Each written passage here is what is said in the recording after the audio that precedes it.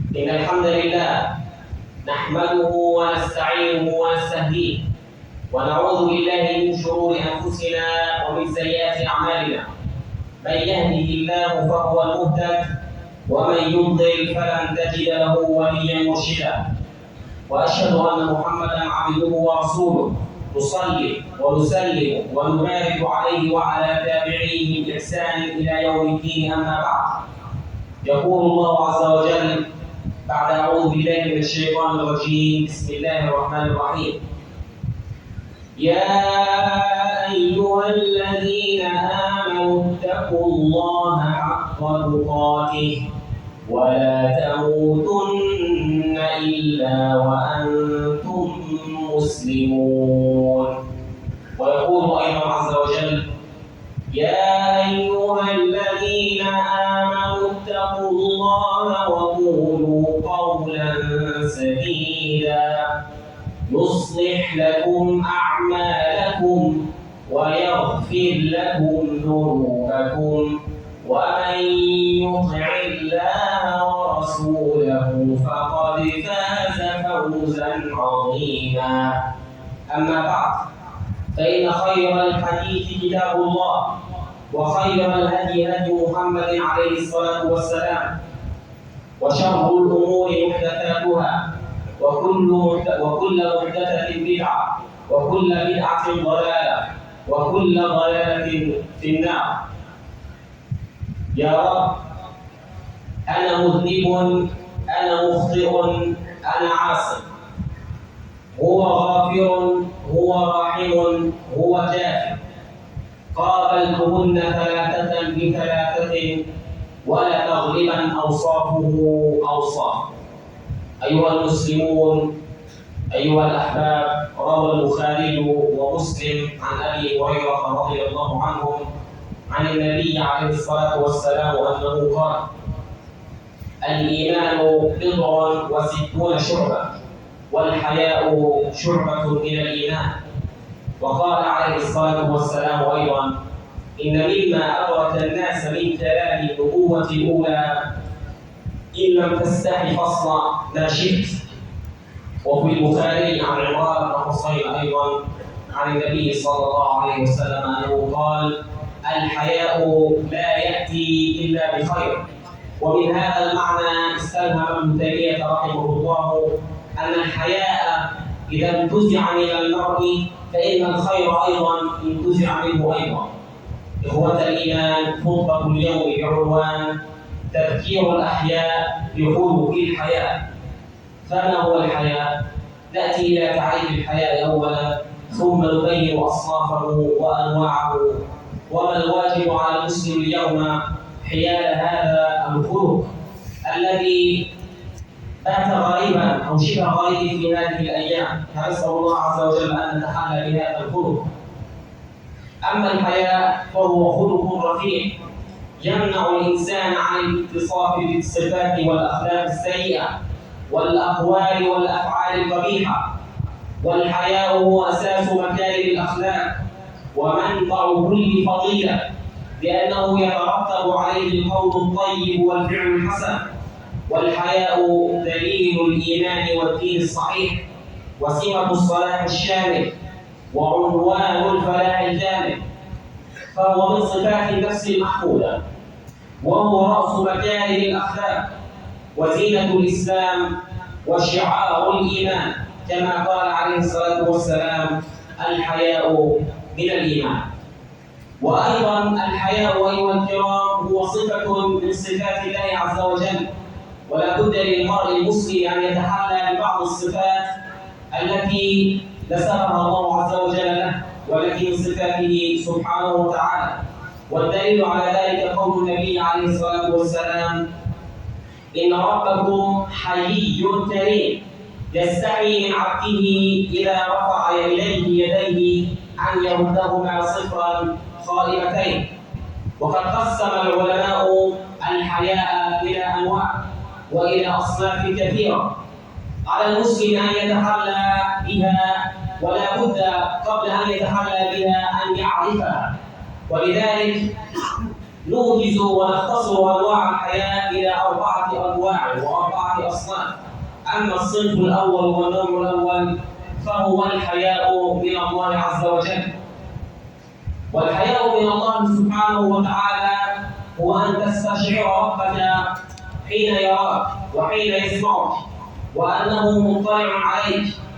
فإذا كان حال المرء كذلك فما هو موقفك وأنت تقترف ذنبا وتعلم أن الله عز وجل يراقبك ومطلع عليك. والنبي عليه الصلاة والسلام عندما سئل عن الإحسان قال: الإحسان هو أن تعبد الله عز وجل كأنك تراه، فإن لم تكن تراه فإنه يراك.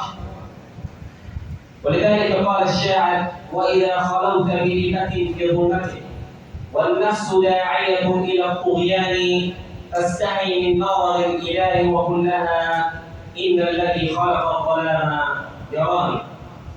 فمتى كمل حياء الإنسان من الله عز وجل فقد كملت فيه أسباب الخير وانتفت عنه أسباب الشر، وصار بالفضل مشهورا وبالجميل مذكورا، فسلمت أفعاله وتهذبت أخلاقه وطهر سره وظهر بره وقل شره وكثر خيره.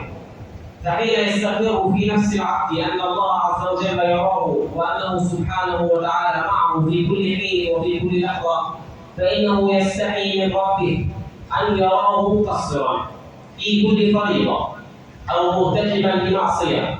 قال عز وجل مخاطبا الإنسان قال: ألم يعلم بأن الله يرى. وقال أيضا: ولقد خلقنا الإنسان ونعلم ما توسوس به نفسه ونحن أقرب إليه من حبل الوريد. صدق الله العظيم. إذا أيها الكرام، هذا هو النوع الأول من أنواع الحياء، وهو الحياء من الله عز وجل. أما النوع الآخر فهو الحياء من الملائكة الكرام. أما الحياء من الملائكة فواجب على المسلم الذي يستشعر ويؤمن بأن هنالك ملائكة وهو ركن من أركان الإيمان أن يستشعر مراقبتها له. والله عز وجل يقول عنهم: وإن عليكم لحافظين كراما كاتبين يعلمون ما تفعلون. قصة أو في قصة أن رجلا من الصالحين همت نفسه يوما بحرام، وإذا به يقول عندما همت نفسه بالحرام وإذا به يقول: مرحبا بملائكة ربي، لن أعلمكم اليوم خيرا، اكتبوا يا ملائكة ربي سبحان الله والحمد لله ولا إله إلا الله والله أكبر.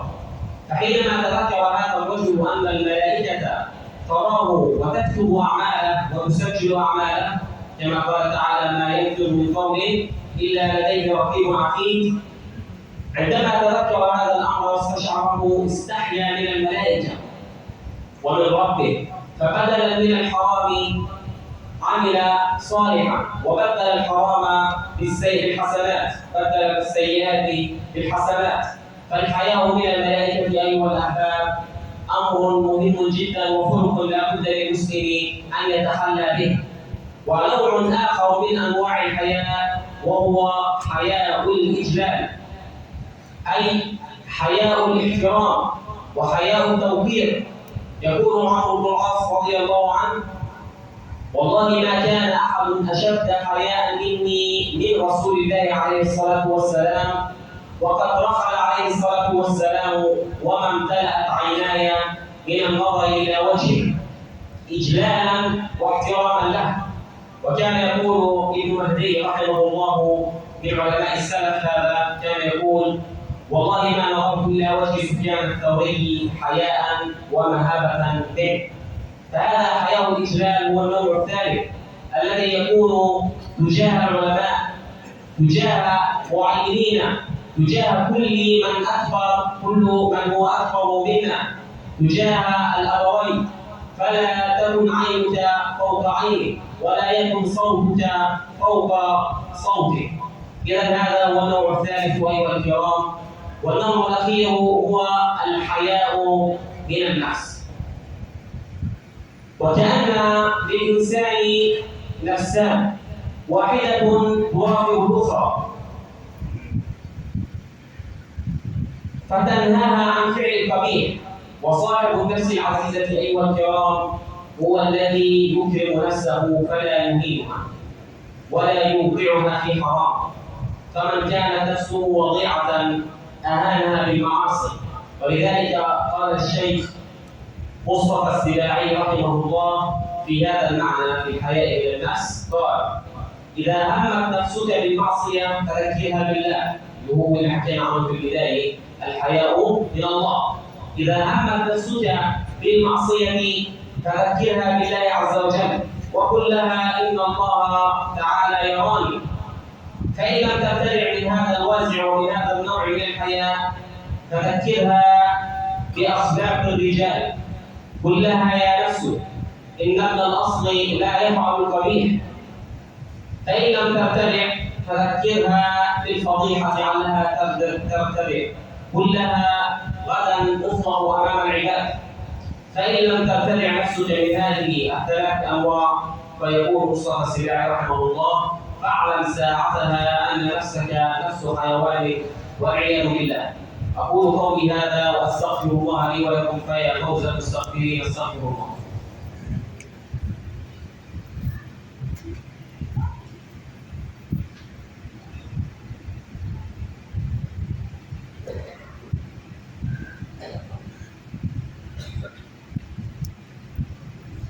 الحمد لله رب العالمين، اللهم لك الحمد على نعمة الإسلام والإيمان، ولك الحمد أن جعلتنا من أمة محمد عليه أفضل الصلاة والسلام. وأشهد أن لا إله إلا الله وحده لا شريك له، وأشهد أن محمدا عبده ورسوله. اللهم صل وسلم وبارك وأنعم على سيدنا محمد وعلى آله وصحبه أجمعين. إذا ما قال لي ربي أما استحييت تعصيه وتخفي الذنب عن خلقي وبالعصيان تأتي، فكيف أجيب يا ويلي ومن ذا سوف يحميني؟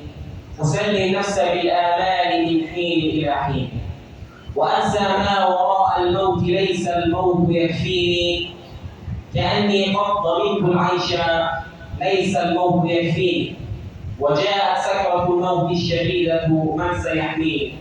نظرت إلى الوجوه أليس منه من سيبنيني؟